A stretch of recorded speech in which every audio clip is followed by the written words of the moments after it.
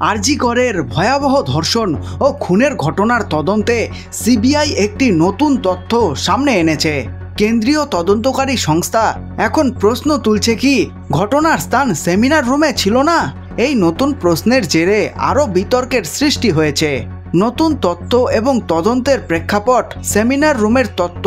CBI বর্তমানে তদন্ত করছে যে তরুণীর লাশ সেমিনার রুমে রাখা হয়েছিল কিনা।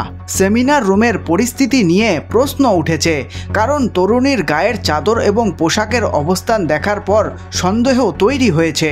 সেমিনার রুমে সমস্ত কিছু পরিপাটিও গুছিয়ে রাখা ছিল, যা অবাক করার মতো। সিসি ক্যামেরার ভিডিও। হাসপাতালের সিসি ক্যামেরা ভিডিওতে দেখা গেছে সেমিনার রুমের দরজা এমনভাবে ছিল যে করিডোরের সিসি ক্যামেরায় এটি ধরা পড়েনি। এর ফলে তরুণী সেমিনার রুমে কখন এবং কিভাবে প্রবেশ করেছিল তা নিশ্চিত করা যাচ্ছে না। অভিযুক্ত সিভিক ভলেন্টিয়ার সঞ্জয়ের দাবি, তিনি সেমিনার রুমের বিষয়ে কিছুই জানতেন না এবং ঘটনাস্থল সম্পর্কে তার জ্ঞান নেই। তবে তদন্তকারীরা জানাচ্ছেন তার বক্তব্যে অসঙ্গতি রয়েছে। চাদরের রঙের পার্থক্য। সিবিআই বলছে লালবাজারের ভিডিওতে তরুণীর গায়ে চাদরের রং ছিল নীল, যেখানে পরিবারের দাবি ছিল এটি সবুজ। এই বৈষম্যে তদন্তে নতুন চ্যালেঞ্জ তৈরি করেছে তদন্তকারীদের উদ্বেগ সামগ্রিক পরিস্থিতি।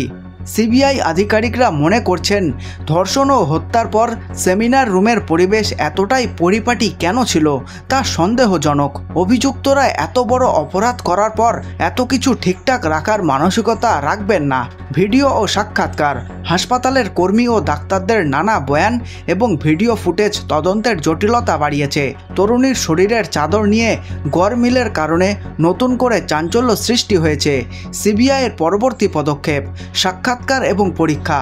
অভিযুক্তদের পুনরায় জেরা এবং পলিগ্রাফ পরীক্ষার মাধ্যমে সত্যতা যাচাই করার চেষ্টা করা হচ্ছে। স্থানীয় তদন্ত। সেমিনার রুমের অবস্থান এবং তল্লাশির নতুন দিক খতিয়ে দেখা হবে। এই নতুন তথ্য ও বিতর্ক সত্ত্বেও সিবিআই দৃঢ়ভাবে তদন্তে নিযুক্ত রয়েছে এবং সম্ভাব্য সত্য উন্মোচনের চেষ্টা চলছে। রাজ্য ও কেন্দ্রীয় তদন্ত সংস্থার মধ্যে চাপের ফলে ঘটনা সম্পর্কে একটি পরিষ্কার চিত্র পাওয়া সম্ভব হবে বলে আশা করা হচ্ছে।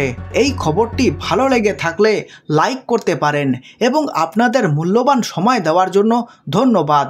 আপনাদের দিন শুভ হোক।